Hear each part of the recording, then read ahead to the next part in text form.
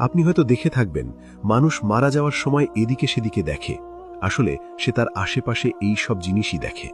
যদি সে মুমিন হয় তাহলে ফেরেশতা বলে, হে প্রশান্ত রূহ, ফিরে চল তোমার রবের কাছে, যিনি তোমার প্রতি সন্তুষ্ট আর তুমি তার প্রতি সন্তুষ্ট। সূরা ফাজর 27 থেকে 30। আর যদি গুনাহগার বা কাফির হয় তাহলে ভয়ঙ্কর চেহারায় বলে, হে নাপাক রূহ, বেরিয়ে আয় আল্লাহর নাফরাত আর আযাবের দিকে। যদি সে খারাপ হয়, পাপী বান্দা হয়, তাহলে সেই মুহূর্তে রূহ শরীর থেকে এমনভাবে বের হয় যেমন কাঁটাযুক্ত ঝোপ থেকে ভেজা তুলো টেনে বের করা হয়। প্রতিটি শিরা, প্রতিটি রগ কাঁপতে থাকে, চেহারা ম্লান হয়ে যায়, চোখ উল্টে যায়, জিভ ভারী হয়ে যায়। তারপর একটা শান্তির মুহূর্ত, যা এ দুনিয়ায় কখনো অনুভব করেনি। আর যদি সে খাঁটি বান্দা মুমিন হয়, তাহলে রূহের সাথে জান্নাতের রেহানের সুবাস আসে। ঘরে সুবাস ছড়িয়ে পড়ে, চেহারায় নূর ছড়িয়ে যায়, চোখ বন্ধ হওয়ার পরও মুখে হাসি থেকে যায়। কিন্তু যে তার রবকে ভুলে গিয়েছিল, যার অন্তর গুনাহে শক্ত হয়ে গিয়েছিল, তার রূহ বের হওয়ার সময় এমন ছটফট করে যেমন আগুনে পোড়া লোহার টুকরো শরীর থেকে আলাদা করা হচ্ছে। চেহারা শক্ত হয়ে যায়, রূহের ভার আযাবের মতো অনুভূত হয়।